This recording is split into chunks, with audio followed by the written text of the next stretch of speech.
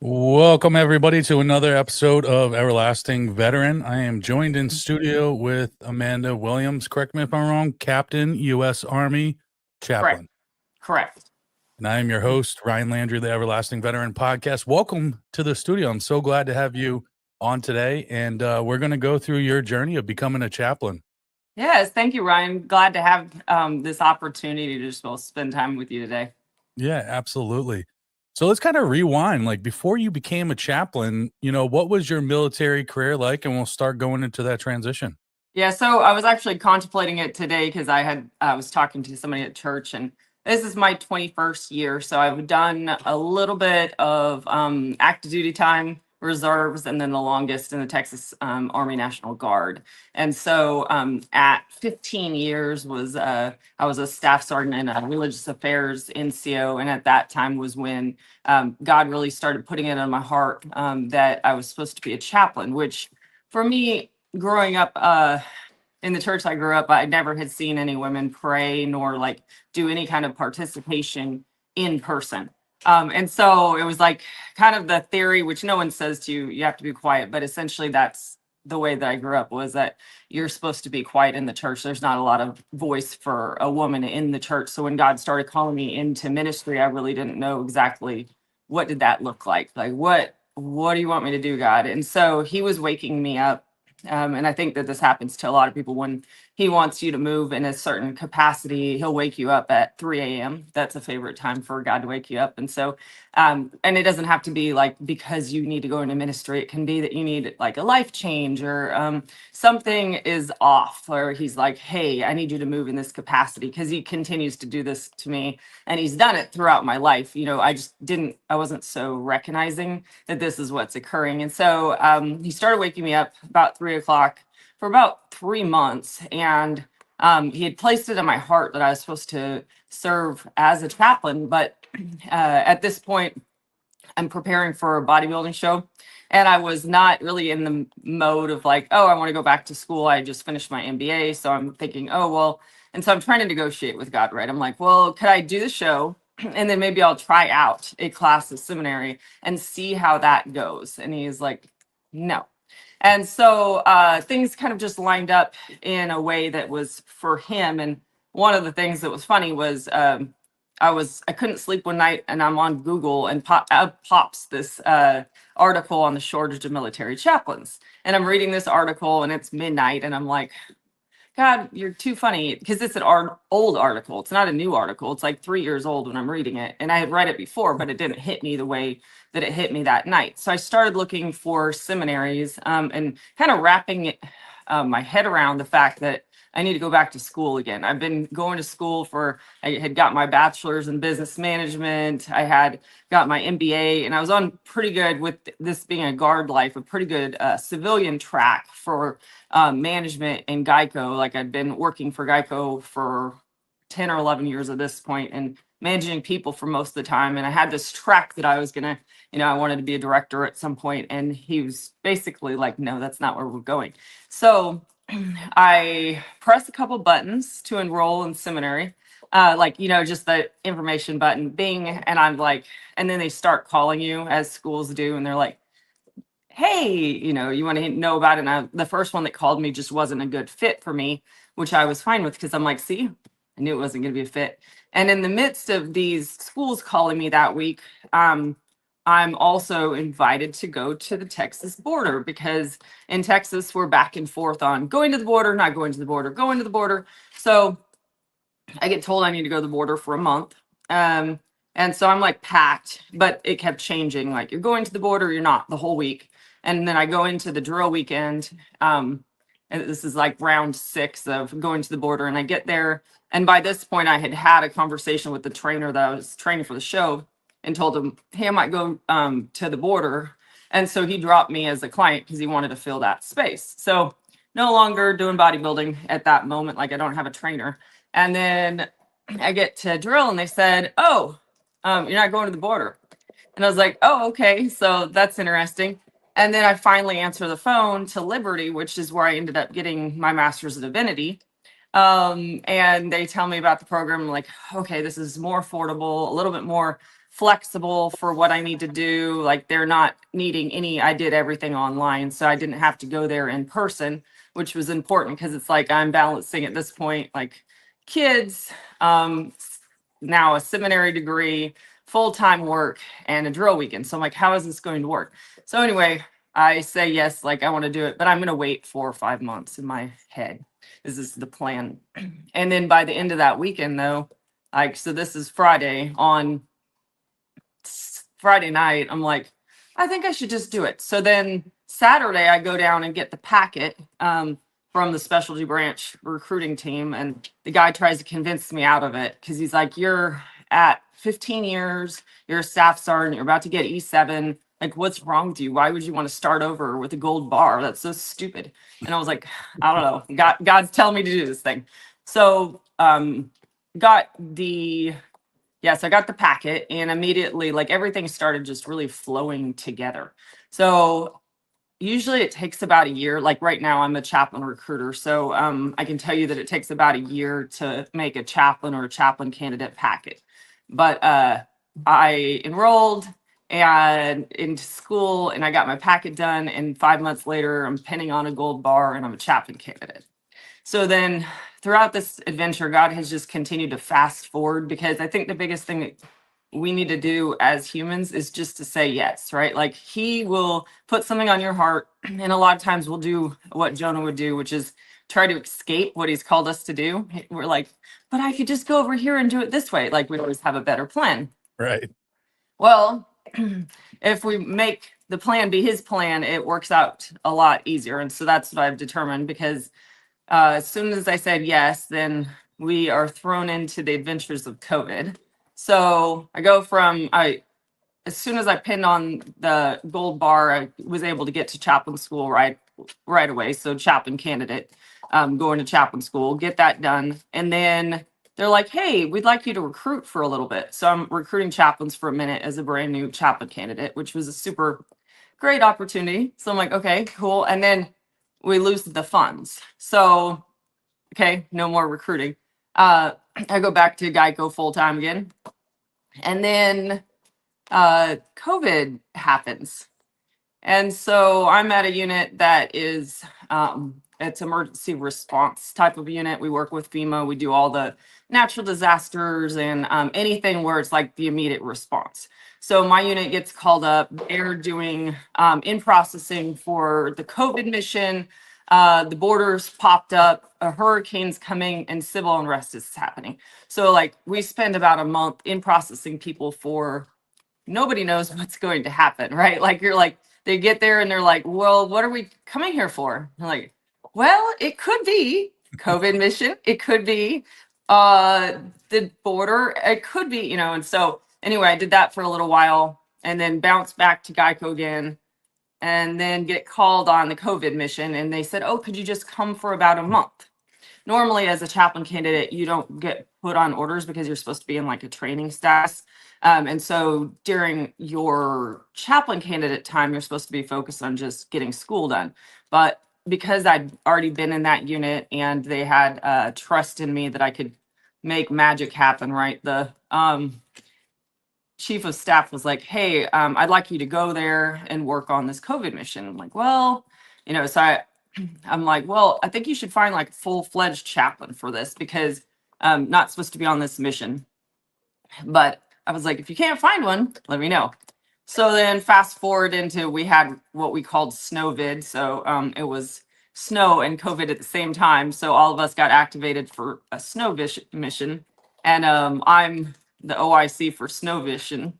And he once again asks me, and I'm like, okay, just hold on. And I get a call from the state chaplain that's sitting on the COVID mission. And he says, hey, could you find me a chaplain assistant or a religious affairs NCO that could work with me? And I said, oh, well, where would they be working with you? And they're like, oh, at the like Texas military headquarters.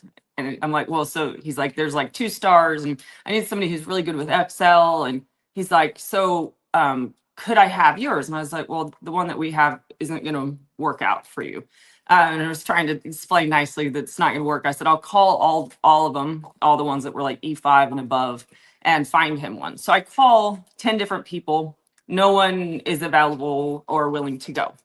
So I'm like, call him back and I say, sir, have an idea for you. I was like, I've called all these people and I had worked with him before. So I said, how about I come and be a hybrid of a chaplain candidate and a chaplain assistant at the same time. So I did that. And I was just supposed to be there a month. And then I ended up there for 2 years. Oh, wow. Yeah, because COVID didn't end, right? Yeah. So some of our people popped off to go to the border from COVID. And then in the midst of it, like, so during the time that I'm getting my master's of divinity, I'm on this full-time COVID adventure, like traveling across Texas, visiting the testing teams, visiting the shot teams, like just visiting everybody. We had a team that did all the COVID tracking.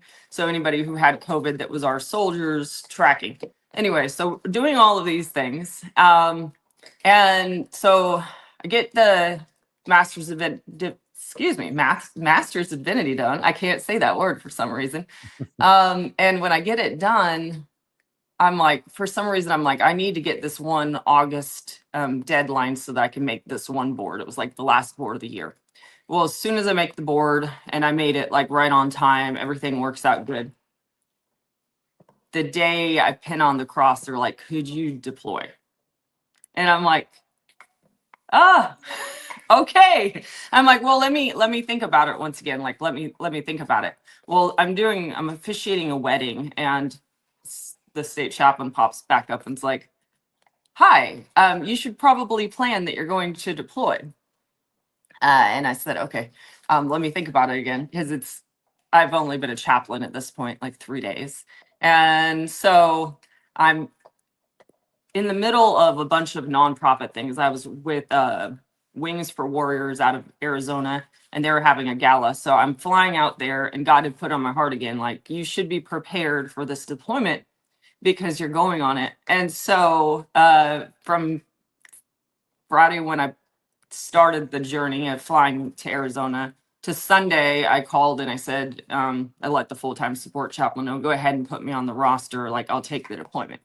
So God has kept me for sure very busy between COVID deployment and then coming back. And now a year after deployment, I became the full-time chaplain recruiter for Texas. And so that's what I'm currently doing, which is like something I've prayed for since I got that little taste, right? I had I think it was like a 4 or 5 minute taste of recruiting.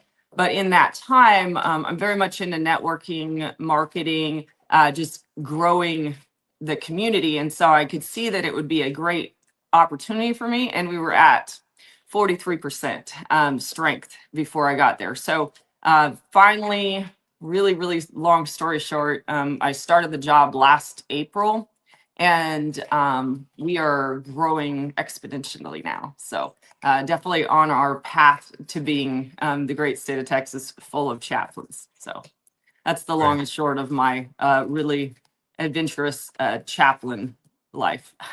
Yeah. I mean, everything you're talking about, I mean, obviously there's so much detail, like, you Yeah. know, you could go on probably for hours of, I you know, could. stories and everything like that. But, you know, everything you're saying, like, it stays true to like when you get out of service, you know, like Mhm. whatever your faith is, right? And you root yourself in your faith, how your faith is, you know, with your God, right? Mhm. And Yep. there are so many things that you're saying that you could have just been like, you know, it's not time, right? But you Mhm. stuck with it, right? Mhm. And things lined up the way they should, and you know, you kept saying it over and over, you know, you knew it in your heart, right? Mhm. Yeah. And you stayed true to who you are, you stayed true to your faith, and you stayed true to what your mission is in your relationship with God, you Mhm. know, and that saw you through so many, you know, you probably didn't talk about the trials and tribulations of Oh no. second guessing, you know, the Yeah. answers that you were giving, you know, Mhm. because you didn't know what was on the other side, right? Yeah. Well, we And still don't know, like, even when you walked through it, because it, like, I hadn't had a lot of time after deployment. I worked for 3 years straight, right, without really a day off because COVID, you're on call. Deployment, you're on call. And so when I got home and I came back to Geico for the 8 months, was sitting here at this desk that I'm sitting in here now. And it took some time because I felt like I had went to jail, because I went from working 3 years to I'm now working from home, and it feels really weird, but that was my time to process all that happened. Because I think that when we're in like whatever's occurring, right, where it's 24/7 and we're going, we don't have a lot of time to sit and contemplate or process what has occurred. And that's where it's like, if we can even take, and this is super important, I think, for any person, is taking that time for rest and reset. That's why I had said, like, today, I'm like, I need my nap before the podcast, because Sunday is my like church, yoga, nap, and like Yep. making sure that you take care of yourself, especially if you are a care provider for other people. So, Yeah, absolutely. I mean, self-care, and we've talked about it. Self-care mhm, is so important. yeah. And I just want to point out the fact that you may provide insurance, but God provides Mhm. reassurance, you know? Yeah. Yes. And it's one of those things that I don't know why people steer away from it. It becomes like an uncomfortable conversation for whatever Hmm. whatever it is. But the thing is like nobody's trying to push like beliefs off on somebody else, right? No. Yeah. And it's one of those things where if it's in your heart, right, Hmm. to have a belief, Yep. right, of a higher power, spiritual, structured, whatever the case may be, it's Hmm. so crucial and important to stay true to that. It brings structure into your life because we don't have all the answers, Yeah, you that know? is correct. It's like the Catholic Church calls it, I think they call it the mysteries, right? And so I think that no matter what your faith is, you can sit there throughout your entire life and you'll always be searching for the answers, because not one human is going to have all the answers to whatever it is that we're seeking. And I think that's the amazing part of having a faith base, is that Right, you're forever building that relationship. You're always building and seeking that faith. It's like a never ending adventure, essentially. right. Yeah, and the thing is I'm talking from personal experience, right? Mhm. And we're all guilty of it at some point in our lives of we call on him when things are wrong, Mhm. right? Yeah. And to fix it and to give us patience and to Yeah. give, virtue and love and all this Yeah. other stuff. But he's always there, right? When Yeah. you are a faith-based person and, it is in your heart. The thing is like good or bad, Mhm. right? There's Yeah. no wavering, right? And Correct. so often than not, people they get into, back themselves into a corner, and then that's Mhm. when they call for help, Yeah. right? Start the Yeah, process there's sooner. that Jelly Roll song. When you Oh, said that, I was thinking about it. yep, I only talk to God when I need a favor, and I think that really sums up exactly what we do as Christians, or as like believers. Sometimes, not all of us do that. I can say, last night I had the unique opportunity to pray over the Austin Rodeo barbecue, one of the tents. So Austin has these pre rodeo barbecues, and there's like big giant tents, and there's different sponsors that have music going and barbecue. And so I was asked by a nonprofit to come over and do a prayer. And so I did that Friday, and then I did that yesterday, and I was thinking about it as I was walking, because Friday it was pretty quiet rodeo wise. The rodeo hasn't really started yet, but it's like you've got all the tents, you've got all the barbecue. Yesterday when I went, it was really, really cold, but it didn't really matter. No one really cared that the wind was blowing and it was wild and windy. The place was packed. And so artists came and did music, and then I closed it out in a prayer. And I was up there on stage, and I was thinking about how well, one, how much a blessing it is that we even are able to do things like have a public prayer, but two, the fact that there's an entire space of hundreds of people of all backgrounds bowing, hats mm, off, and a pin right. could have dropped, And so when I got off the stage, the lady with the nonprofit, she's like, "Did you see that?" And I'm like, "No, I didn't see anything," right? Because I'm sitting there praying. I don't have any seeing. And she goes, "Well, I looked up while you were praying, and everyone's head was bowed." And she's like, "To the glory of God." And So I was just thinking about the fact that it's like this. I was humbled, one, that it's God lets me do this, that we get to go places and that we still get to have faith, whether it's in our country or in the military, that we still get to share it, and that we get to respect each other's religious backgrounds, because that's the biggest thing with the chaplain, is that we get the opportunity to support and provide. And so as I'm recruiting people, it's like that's the conversation that you have to have. It's like, this is a pluralistic environment. So I walk around with a cross on me, which people know what that means, and that kind of strikes up a conversation. But nowhere would I force my religion on anyone. Right. And so not everybody that we get that are going to be chaplains or want to be chaplains are going to be able to do that, right? Because it's like, if you encounter someone who's an atheist, you can love them where you're at, which is what my expectation, and that's what I do. But there's some people, when I talk to them, they can't do that, and so you're not going to be a fit for that military environment, because this isn't the Baptist church. So Right. Yeah, it's one of those things that, I mean, even when I was a police officer, we had chaplains. In the military, Mhm. we had chaplains, and those people like yourself are it provides a level of comfort. It provides a level of openness to be Mhm. able to share, to be open, to open your heart to somebody else you may not even have met, right? Yeah. And there is a huge responsibility that comes with that, Yeah. and it's not easy, and I do know. yeah, I don't know personally, but Yeah. I can understand that it is not easy, No. especially with of different religions, right? Mhm. And different beliefs and everything Mhm. else. There is a balancing, of even personalities that come with it as Oh, well. yeah. Oh, The yeah. It's stigmas and perceptions and everything else, yes. and Yeah. what is, helped you navigate? I probably know the answer to this already, but, Well, yeah, um obviously God gives you most of what you need. But also I think that the blessing or the opportunity of just being the hands and feet in the uniform, which is meaning that I'm meeting you where you're at, and I have no expectation of where that is that you are at.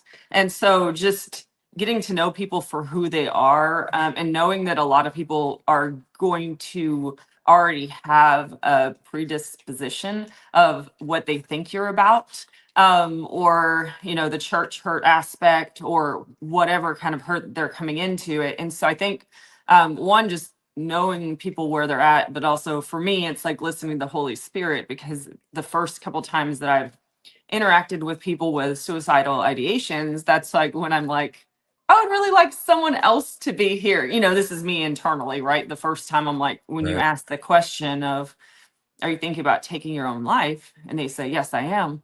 And you're like, in my head, I'm thinking, well, could somebody else help me now? But it's just you and that person. And so that's where inviting the Holy Spirit in and having him be alongside you on that journey, and just listening to his wording and what you need to do, then there's really no fear, because everything is for him.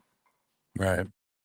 Yeah, and those are very difficult conversations. I've had them many times with brothers and sisters in arms, Hmm. during, after, Yep. um, and as a police officer for 11 and a half years, it was running into veterans or anybody in general that had suicidal ideations. It's a Hmm. difficult conversation. It is an uncomfortable conversation nobody wants to have, right? Yeah. Because you have a loss of words at sometimes because you're not in that mindset in that moment, and you Hmm. have to try to find understanding of what's, coming out and being put in your lap, you know? Yeah.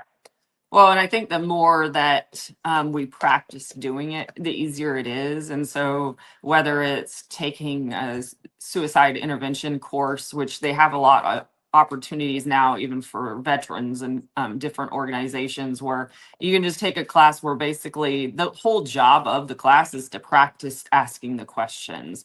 Like Right, Assist does it, and then ACE SI is the one that I recently did. And I think no matter how you do it, even if it was that you just sat around with friends and practiced asking the question, because a lot of times we beat around the bush and then we'll say, oh, are you feeling like hurting yourself? No, absolutely not. I'm not thinking about hurting myself. I'm actually thinking about making myself feel better because what I'm in right now is so much pain.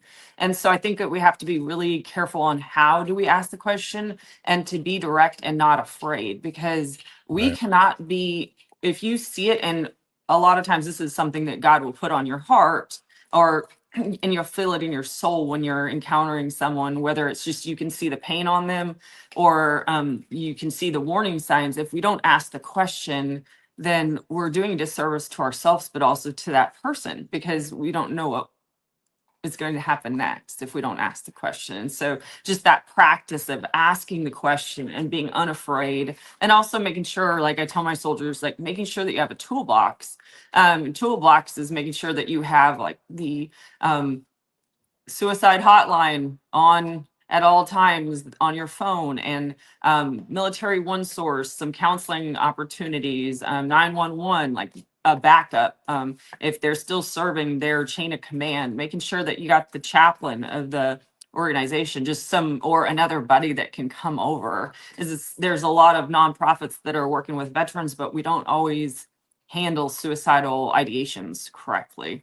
It's like Right. I've ran into it where I'm like calling 4 or 5 different people that should answer the phone and no one wants to answer. So it's like, okay, I'll go by myself, And so I think just whatever organization that you're working with, if you're a veteran, making sure that you guys have like a telephone set up where these are people that would go with you, would respond to it, because it's not necessary that we go by ourselves if possible. It's like something that if you have someone that's suicidal, it's probably best that you don't show up there by yourself.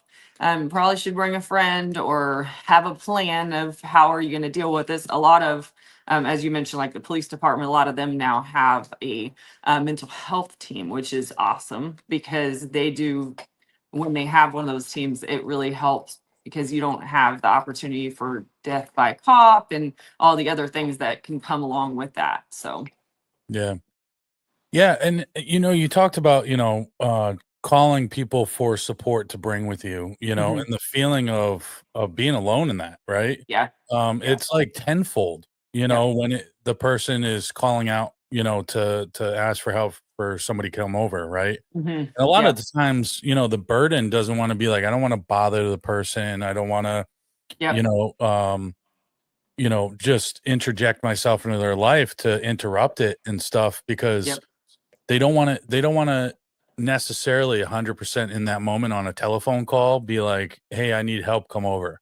Right? yeah, And I speak from training and personal experience mhm, when I had my suicidal ideations, right? yeah, And, a lot of times and through this podcast, I've allowed myself to open up and be comfortable being uncomfortable and mhm, slowly starting to tell my story as well and yeah, bringing other veterans on to be able to do the same, military members, whatever, even people that have never served, because mhm, there's perspective and connection in which we can build with each other as human beings, first yes, and foremost, and the absolutely, love for each other to help support each other, mhm, right?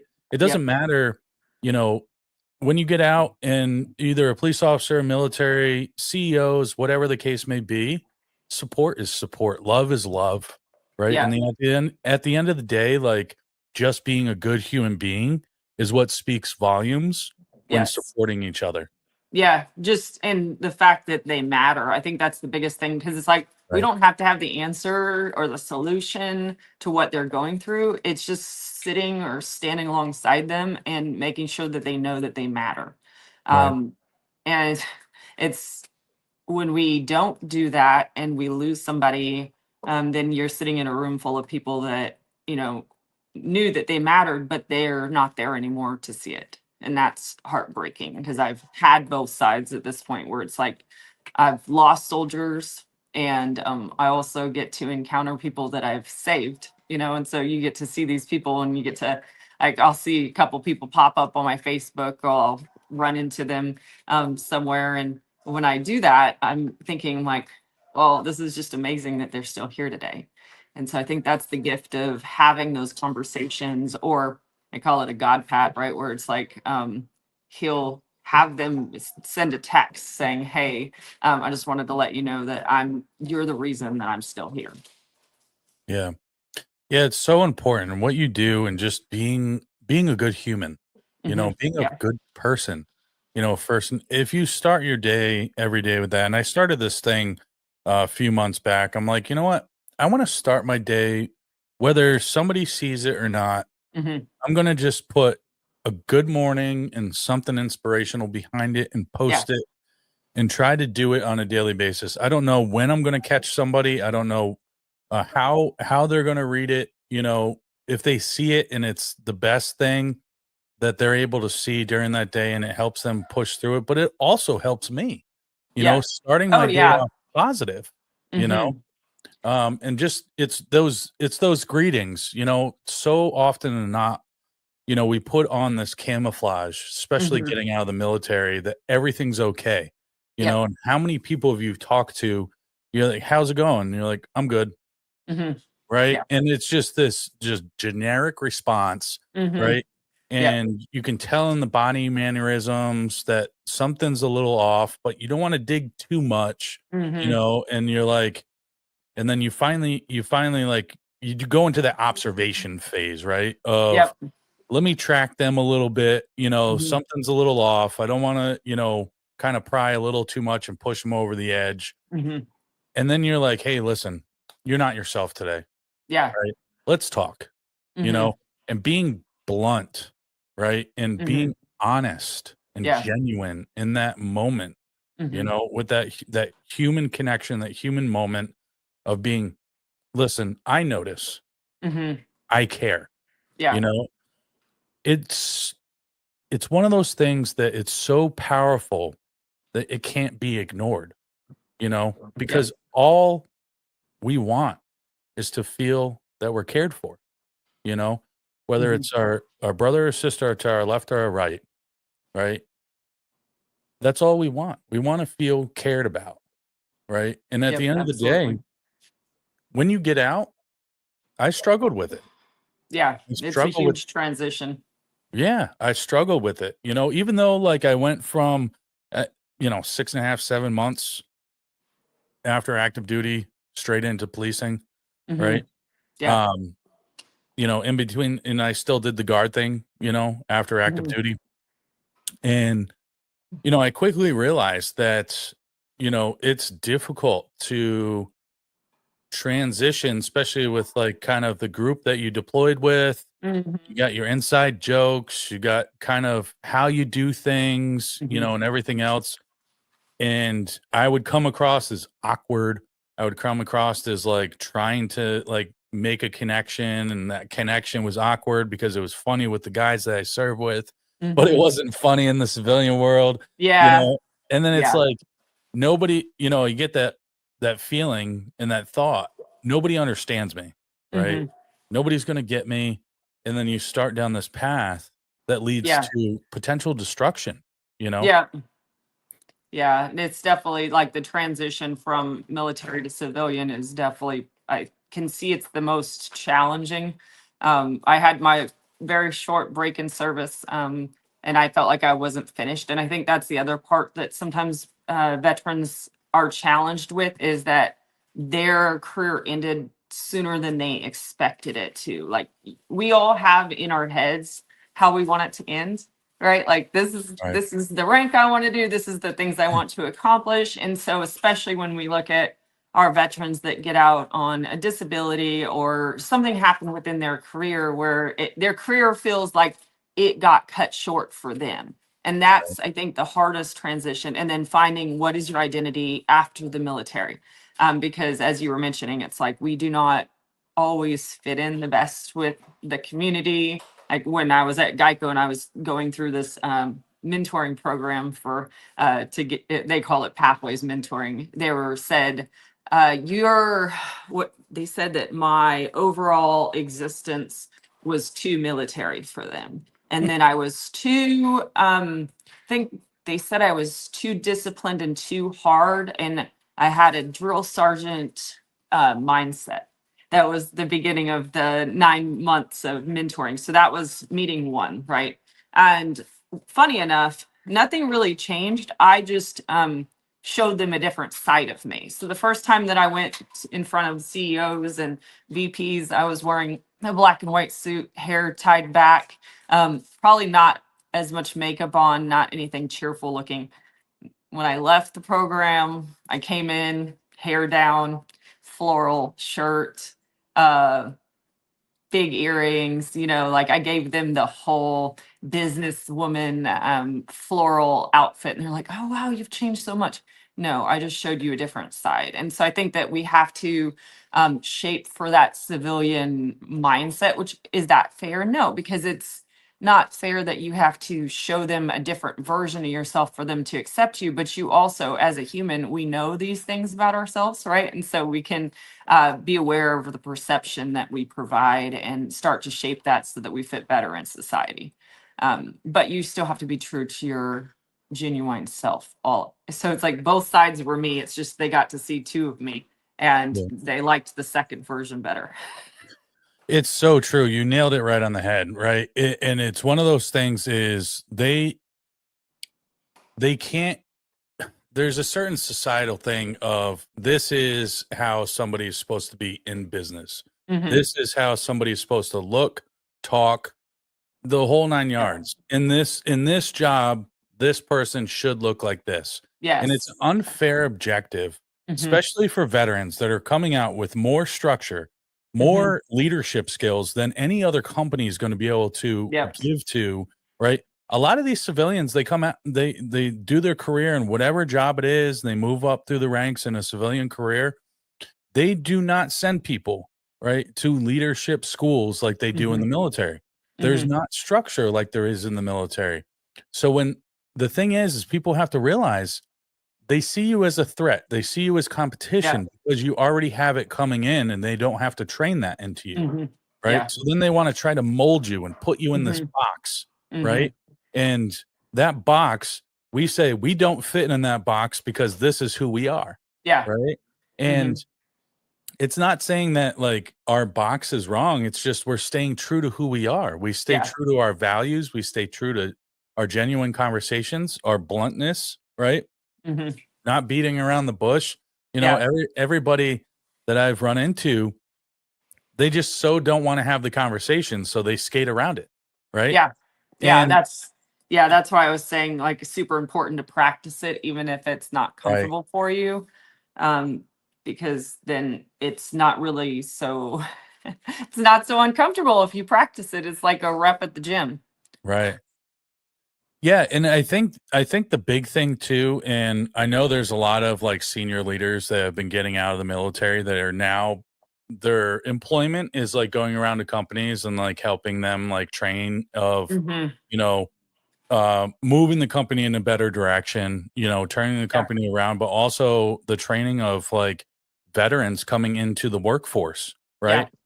The knowledge that you can gain by training, right? Mhm. And the expectations, right? And I talk about this a lot, and it falls on deaf ears with some because they don't understand it as much as I do, and I'm still growing and learning with it. Is Yeah. the management of your own expectations getting out, right? Oh, yeah. Mhm.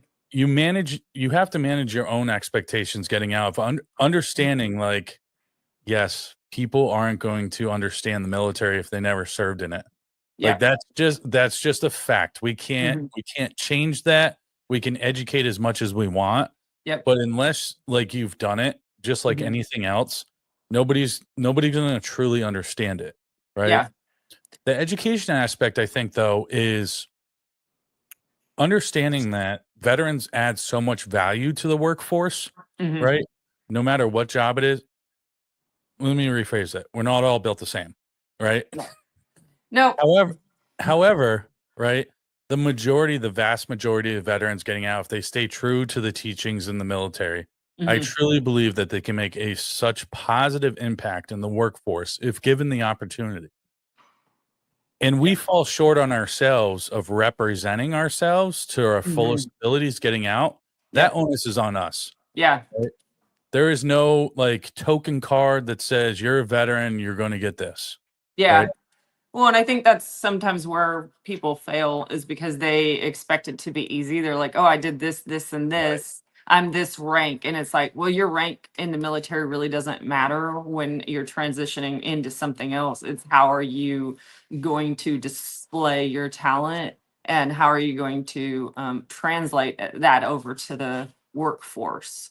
And I Right. think when you look at like guard and reserve, when we've been doing it part time, then you're like constantly doing the balancing act where you're like civilian achievement, military achievement if they're doing it part time. Now, if you've got AGR people, they experience the same thing as the active duty, where it's like that's all that they know. And so that's where we really, when you're thinking, okay, I'm going to retire in a year, it's like, even 3 years out, I'm a big planner. So it's like, what are we going to do? If I'm 3 years out, I need to be contemplating what do I want to do? What's plan A? What's plan B? How do I get there? Mhm. And it's the same with like my military career. I have plans of where I want to go next and how do I want to get there, and already planning 5 years in advance of how does it look. And but then it's like, if that doesn't work, like if for some reason I was to depart the military tomorrow, what would that look like for me? Where am I going to go from there? And so we always have to be planning in advance, like as the military calls them, COAs, courses of actions. Like you should always have your 3 COAs in your head of, okay, I'm serving today, but what if something happened to me and I wasn't able to serve anymore? What would I do then? Right. Instead of like waiting for it's like the bomb drops and you're like, ah, what am I going to do now? Right. Right. Yeah, it's so true. And I talked about this many, many times of, short of like something happening abruptly, like my Mhm. my service abruptly ended. They, economic reasons, downsizing under Obama, they, shaved 365 days off my contract, and, Mm. you know, I was set to get out. I had orders one day to go to Fort Campbell, 101st, and the next day I was getting out. Mm. So Yeah. I understand the abruptness to it. Mhm. You Yeah. know, I had also like formulated like contacts with the PD and like, the what ifs, and Mhm. kind of planning, okay, I'm gonna get back stateside because I hadn't been back stateside other than like kind of R&R here and there for like three and Yeah. a half years. And I just got back from deployment to Afghanistan in 2011. And I'm like, well, what am I going to do? I'm planning on settling down, having a family, everything else, you know, working that out. Right. And I Yeah. even went through it recently, in the job that I have right now. I left the police department, and transitioned into a different job. I have to have that conversation. What is it going to look like financially? What is it going to, Mhm. this? What Yeah. if, and there's certain aspects to making that transition out of the police department there. I had some fail safes, right? Of security type within the job. The same Mhm. thing, in the military is like, as long as you don't screw up and you do a good job, Yeah. like you have a job for the most Mhm. part, right? Yeah. Just keep re-enlisting, Yeah. like there's kind of like that fail safe, and that's why like when I got out of active duty, I went National Guard because I'm like, what if like I don't land a job? I'm Yeah. just going to activate myself, go active guard, right? And having that kind of plan, right? Mhm. The same thing happens in the civilian world, right? The only difference is when you're under contract with the government or the state, right? In the military, is it's a little bit different with guard and reserve. Not so much though, because you still have a contract, right? Yeah. Mhm. You can't just like put your 2 week notice in and be like, hey, this ain't working out. Yeah. You know what I mean? Yeah. Mhm. So there is that of like how do we transition it, better, especially, active, to civilian world where Mhm. there's an abrupt date, time, stamp, hard Yeah. stop, right? You're no Mhm. longer in, you no longer receive the resources, Yeah. from active duty, right? Mhm. There's so much planning, time, effort, money of making you a soldier, sailor, marine, whatever branch, right? 6 months, a year, 2 years sometimes, depending on what you go into. There is not as much planning going out, No, right? they have the SFL tap, but it's like I think that the biggest thing is they are working on the resources, but as a military member, we have to choose to use them, because it's like Yep. you can either you can Yeah. either check the box or you can actually use the resources because they are working on a lot of resources. It's just because sometimes we're just so done that we don't really tap into the resources that they Yeah. even provide. Because even when you come back from a deployment on the guard side, they're having you do the SFL tap because you're coming off of active duty. But because you're on a time crunch and you're returning and you're tired, most people are like, I just want to press the button and get on with it. So they're not necessarily looking at the employment opportunities or getting into all the resources that they provide. And I think that's on us. Like we have to take ownership of that aspect as Right. the military members is to utilize the programs that they have. Um, Otherwise, we can't really be mad that it didn't work because we didn't necessarily try it out. And it's the same with like the networking aspect. It's like getting on to LinkedIn and building your network and starting to figure out like, okay, what do I want to be? Now that I'm leaving the military, what should I be doing next? And so if you are into a certain field, like you wanted to be in engineering next, it's like go on to LinkedIn and start tapping on different people who are in the engineering field, get to know them. Because most jobs that we acquire are not going to be ones where we apply for them. It's because somebody knew who we were and they're like, you're going to be a perfect fit for this. And that's the networking aspect. So I think that if there was anything that I could say for the military member is just that we need to be proactive and own it. Just like we own, promotions and all of the other things that we do in the military is as we're departing, we need to be owning that aspect is like making the plan and owning the experience, making sure we build the network, making sure we know what we want to do next. Is it going to be difficult? Yeah, it's still difficult. It just, Yep. we have to kind of make that future plan, figure out what future you wants to do. Yeah. Yeah, absolutely. I agree with you. The onus is on us. Just like if you were a civilian transferring a civilian job, right? Yeah. You have to set yourself up for success. Is there going to be hard work, right? Yes. Yeah. Is there going to be maybe harder work than you expected? Yes, Mhm. right? But Absolutely. at the end of the day, if a lot of people I've talked to, and I've felt this before, right? Mhm. We all feel it at some point of, I'm putting myself in a position for success and something fails, Yeah. right? Why? Why did it fail? Like I did Yeah. everything right. What the hell? You know? Mhm. Like what is going on? Like, Mhm. nobody then you start going down that negative path of like Yeah. nobody's understanding what I'm trying to do. Nobody's trying to like Mhm. really like read into my resume. Nobody's trying. It's a reset. Yeah. There's something that is not working, right? Mhm. Yeah. It's time to hit that reset button. Maybe your Mhm. resume isn't just up to par to somebody else. Constructive criticism from other people, Yep. sending your resume to somebody else to take a look at, right? Mhm. I have Yeah. had so many drafts of like my resume to different people and handing them out Mhm. to like the civilian world and keeping it up to date, right? Yeah. Because Yeah. you just never know when that transition period is going to happen, right? Mhm. So having Yeah. something on standby, right? We're so do they still call it an I love me book in the military? I think so. I mean, I haven't heard of a new term, so Yeah, it's like the awards, the yeah. accolades, all Yep. that kind of stuff, like, Mhm.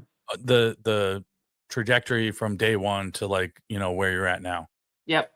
Yeah. So I teach this power class, the professional workforce readiness, and I tell and even the people I talk to, veterans, I'm like, "Listen, your senior leaders, your commanders, all that kind of stuff, when you get an award, read what they wrote about why you got the award."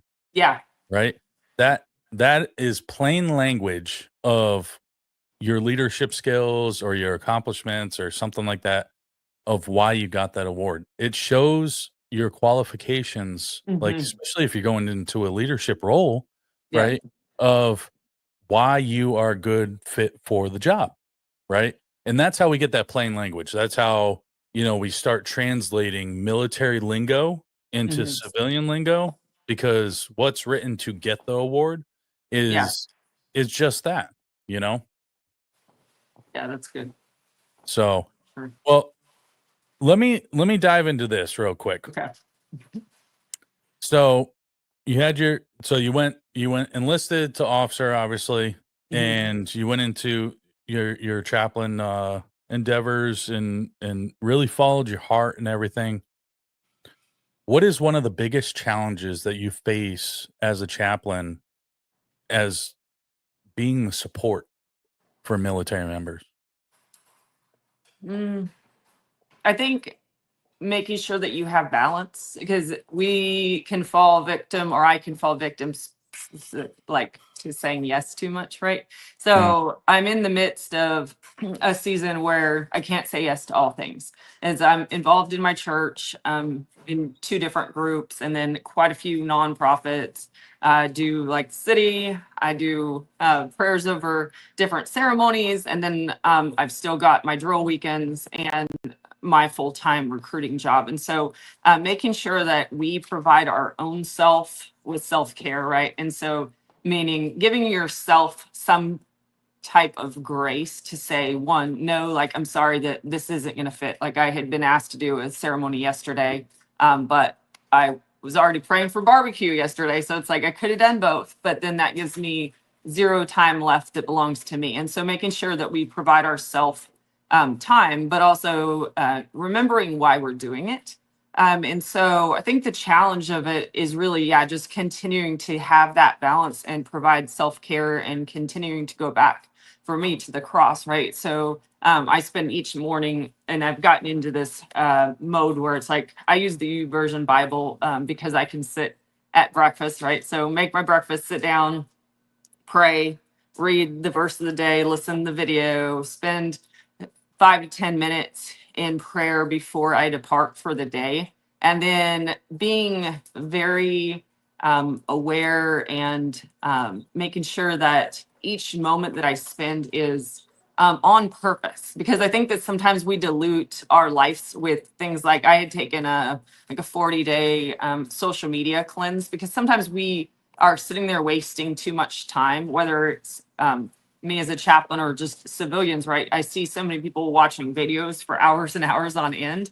And so just making sure that the time that we have in our lives, because it is so crucial and it's so short, that we use it wisely, and that what we do is worthy. Not saying that everything that someone invites me to do isn't worthy. It's just, unfortunately, there's only so much time in the day, and we still have to give ourselves some time and some grace. And so just having that balance of um, checking with God essentially is like, is this something I'm supposed to do, or is this not something that I'm supposed to do? And then staying true to the calling, because we're in the middle, or I'm in the middle of a pluralistic environment. So it can be very easy for someone to invite me to do something that's going to dilute my calling. And I'm sure that every person has heard a story of a chaplain that did something that wasn't okay, right? And so it's the calling is heavy. It is something that we carry, and it's like they say the cross is heavy, and I would agree with that completely. Meaning that because it's not Amanda doing this thing, it's the chaplain doing it. I have to be aware that the expectation is higher for me than it is for the E5 that's sitting next to me. And so it's like it's not Amanda did this; it was the chaplain that did that. And so just being aware of who you are in the calling, making sure you're true to what God's calling you to do, and that our ethics and morals are remaining at a high standard, because Satan is always after those that God calls us. And so we have to be aware of those things. yeah, absolutely. And you'd brought up before, about the health, the whole health, spiritual and physical and mental side of things. And Mhm. kind of break that down, like how you deal with that, and kind of on a daily basis, a weekly basis, and especially with the polarized political divide that's happening in this country, and I bring it up because it is important, Yeah. you know? It is important as Americans, it is important as people, to understand that beliefs, whether it's religious or not, Hmm. right? We can agree to disagree, Yeah. right? And still be good human beings and treat each other well, Hmm. right? And, you know, how do you deal with that, personally? Not just, talking to others, but how do you deal with that personally to be able to navigate being a chaplain and staying, kind of even keel through all of this? So with the mental, physical, spiritual, I think a lot of times of us as a car, or I'm sure maybe you've seen those mental health wheels where it's like it's a circle and it has all of the things that make us us. And what happens when we are off kilter, whether it's, we're mentally not okay or physically not okay, spiritually we haven't been spending time the way we should, then we're not rolling the way that we should. Right. And so I think about it like your circle, and all of a sudden, like this one part is missing. And so then you can't roll. And so for me, like I'm very on purpose with my time. So it's like wake up, spend time in scripture, and then every single day it's like I'm in the gym, I'm resetting in that capacity. And so that's the physical aspect. And then just being present, so it's like all of the things that we do on purpose to take care of our own selves. And also being, when you're talking about the political divide, um I choose that if it's something that I can't control, I'm not going to spend a lot of time getting stressed about it, because we get so stressed out and I see people being keyboard warriors or attacking each other, and it's like we lose our friends, or Right. or we could lose friends over these political things. And it's like the question that I would ask people is like, uh do you know Kamala Harris? Do you know Donald Trump? Because if you don't know them, why are we hurting each other's feelings for it? And so Right. just recognizing that there's so many things that aren't within our control. I had a supervisor I used to work with, and he'd say, because was guilty of this as a young adjuster and young supervisor, as I'd want to change the world. And he's like, is that in your circle of control? And so sometimes his voice will pop up in my head when I want to change things. And also being realizing that we can change big things, but we can't change it all at one time. Because I'm in this mode of I would like to change things within the Chaplain Corps, but we can't change things, right? Like I can't change things that have been happening a certain way for 30 plus years overnight. It has to take little tiny things. And so recognizing what's in your circle of control, what is not in your circle of control, and then being okay with that. There's a book that I was reading, it's on Audible. So I was listening to it last week, and it's called Let Them. I don't know if you've heard that one, but No, I it's so let them, and thousands of people have gotten let them tattoos. And really what it is like, does it belong to you or does it belong to them? So it's reminding you that that people are going to make the choices that they want to make. And so for me, I can see someone going down a wrong path, or maybe I'll have a counseling with the same person 10 times, and I'll know that they're still making the wrong choice, but they get to make that choice. And so the let them theory is you're going to let them, right? Because I can't change their choices. You can sit there and I can plant seeds, I can try to show them, I can give them tools, but only that person can make the choice. And so when we're letting them, it means that essentially you're going to let it go. And I say let it go and let it be God's, because there's so many things that they don't belong to us. Our jobs as humans is to plant the seeds, to show them kindness, to give them the tools for success. What the person is going to do with the tool is on them. We don't get to choose that. And I think that's where, when we release that power, because as humans, we want to be in control of all things. Like you were saying, like the plan didn't work out. Well, there's so many plans that don't work out because God had a better plan. And right. so if we're sitting there going, oh, it didn't work out, and we get so hyper focused on that, then the plan that he has isn't going to work out either, because we're holding on so tight to this plan that wasn't for us. And so mental, physical, spiritual, it's like making sure that you have a good routine of how are you going to take care of yourself, kind of like you take care of your car, making sure, you're maintaining yourself mentally, spiritually, you have a good schedule, good outline, and then reminding yourself of what belongs to you and what does not belong to you, because so many things don't belong to us. And why are we going to carry that load of things that don't belong on our shoulders? Speaks so much volumes. I actually talked about this in a past episode of vehicle maintenance. Yeah. And you just like nailed it on the head. Like and it's one of those things like we in life, right? You said with the vehicles, and I had brought that up, as an example of when our gas tank is about to be emptied, right? We go to the gas station, we fill it up, right? And I talk in metaphors and why we use those metaphors and everything else, right? When you start breaking it down, it becomes down to self-care, right? Yes. Just like you would care for your car to make sure it continues down the road, right? And the wheels keep turning. It's that same concept, right? And one of those factors is variables, right? The variables that we can't control, and so beautifully put. Thank you for saying that, Amanda. Like I connect with it. I say it a lot. But it is so, so, so true, that whether, you're I hate using the word misguided, but it is true, like if you are misguided by information that leads you down a path of destruction, right? Then you're opening your mind to be able to make an opinion for yourself. You're allowing others to control what you should think, and I think it's on the level of we need to start having a conversation with them, if you haven't already, and just staying true to what you believe in your heart is good, and start with that and everything else will start to fall in place. One thing that stuck with me, I don't bring it up a lot. My grandmother said to me, worry about number one first and everything else will fall into place. And when I was at a very young age, I obviously at 9 years old, 10 years old, whatever it was, I'm like, okay, I'm number one, I guess. Yeah. I didn't really truly understand the deep meaning of it, right? And it comes into that mind, body, spiritual healing.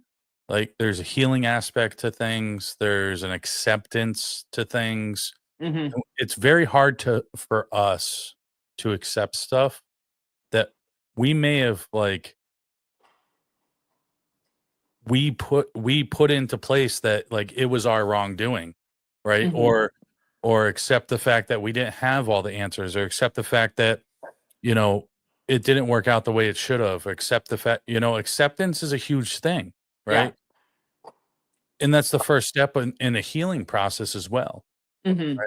And I learned over the years through my struggles, and will not forget my struggles because it made me who I am today, right? And there's so many people, including myself, that at first we wanted to do this outward trajectory and blame everybody else, and I'm not at fault. Right? And at the end of the day, self-care comes down to us to take its onus on ourselves to be able to keep the car moving forward.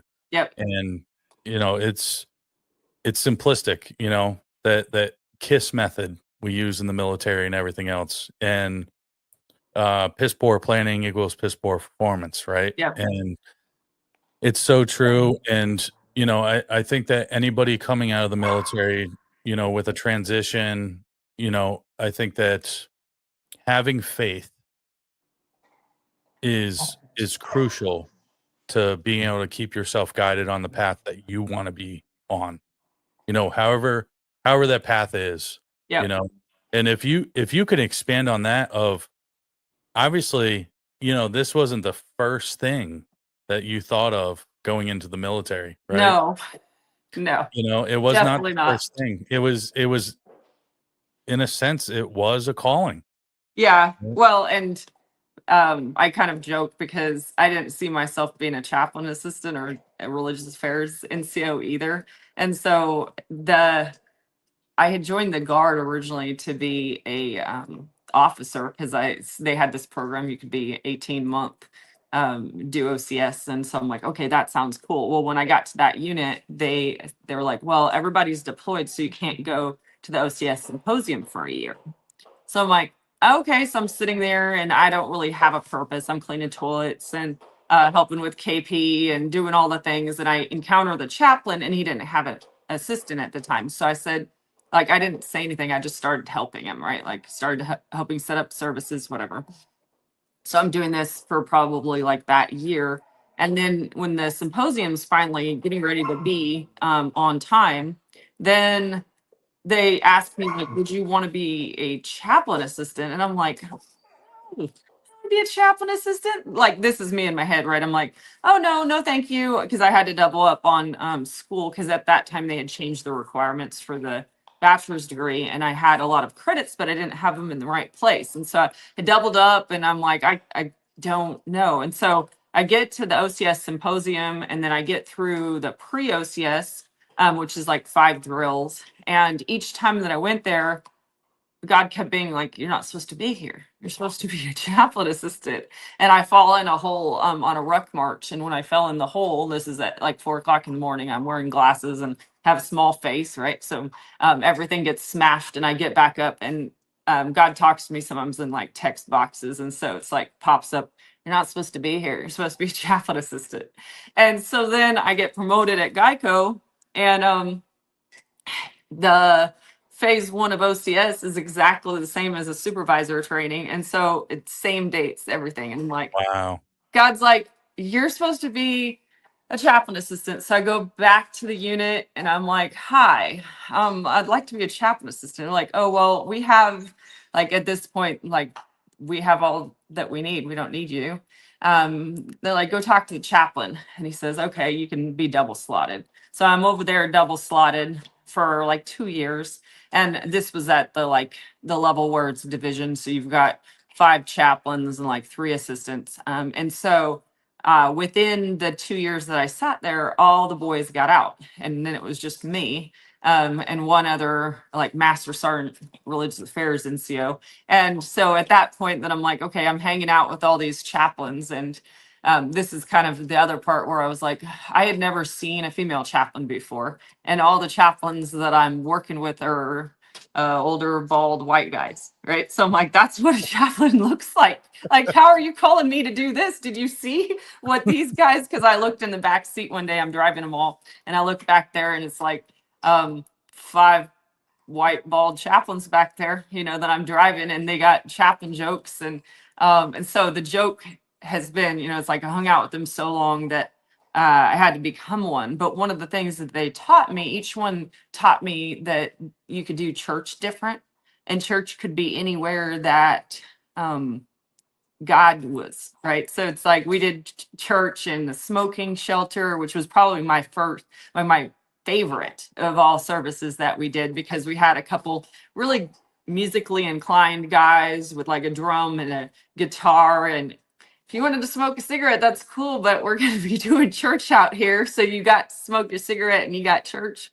Or we did it in the chow hall as they're prepping food. And so I got to learn that, one, you can meet people where they're at, was a big lesson. 2, church doesn't have to look a certain way. And you think about, how did Jesus do church? Jesus did not have a fancy building. He literally met people where they're at, through his, and sometimes it wasn't a tent, sometimes it was the side of a hill. And so I think with the military ministry, we're really getting back to the roots of how it was biblical, because there wasn't anything fancy. There's like the only time that I've had a building was during deployment, and it wasn't a fancy one, right? So Right. Yeah. Yeah. That is so true. In not just with church, but just meet them where they're at. yep. Right. Of Mhm. just that connection, whether it's support, whether it's religious, whether, whatever it is, you Mhm. know, is meet them where they're at. If it's in your heart to be there for that person Yep. in any way, shape, or form, you meet them where they're at, you Yes. know, and especially when it, you know, I don't know what it is. So last Sunday, last week at church, Pastor Zach said the same thing. We got to meet them where we're at. Yeah. Like, it's so true. You know, whether it's a belief, whether it's religion, whether it's, you know, a support, whatever it is, like that is the person's or people's comfort zone, right? Mhm. Or it's just, you know, the environment that you're in and shape shifting it into to just being part of life, you Yeah. know. And that is so true. And thank you for sharing that. Is there anything as a chaplain, the best advice that you've ever been given to persevere through hard times, other than following your heart, advice that you were given to persevere through some of the darkest times? I don't know if it's advice or where it came from, but one thing that I encourage people is always that you're never going to stay in this season forever. Because Mm. I think that whenever we're in a really dark time, like I had, during deployment, I had a couple pretty big things happen at home at the same time that I was deployed. And so, in that, what was pressed on my heart was that none of this can last forever. Right. And so, when we are in a dark season, and we feel like it's never going to end, it's like this season will end and it will have sunshine tomorrow. And so we won't stay there forever. And when we are in that mode, a lot of times it feels like it's going to be forever. And when we look back and reflect a couple years later on whatever that we've went through, we can see like the movement, we can see the growth, we can see the shaping or the crushing, as they talk about in the Bible, that it's like we're like wine being crushed, grapes being crushed into wine. We cannot overcome and we cannot grow without being crushed. And so in those dark season that we're in, just knowing that that season's not going to last forever, you're going to come out on the other side. It's going to be brighter on the other side, and just to continue to persevere. And then sometimes if you don't feel like you can do it alone, invite someone in it, because throughout the Bible, it's like other people are raising up hands, they're helping people in the capacity of just walking alongside them. And so we don't have to do it alone. We can find a village to come alongside us. So the two things to really consider is that one, the darkness is not going to last forever, and two, to invite somebody else in it so you don't have to do it alone. Beautifully said. That was very deep. And as you probably noticed, I closed my eyes because I was imagining the words of the grapes being crushed and Mhm. and a person being crushed and rising through it and everything else. Yeah. Very, very beautifully said, very deep, absolutely amazing. And, you know, to sum it up, is this too shall pass. Yes. You know, Absolutely. good times and bad times, this too shall pass. Amanda, I just want to thank you for coming on the Thank show you. and taking the time out of your day. And I would love to, you know, invite you on again and be able to talk some more. Yeah, it's Um, been a pleasure. Thank you so much for your time. yeah, absolutely. It's amazing to gain insight, personally, professionally, inspirationally, spiritually, everything. I enjoyed our conversation, and you know, I hope that you continue on such a good and prosperous journey that you're on right now.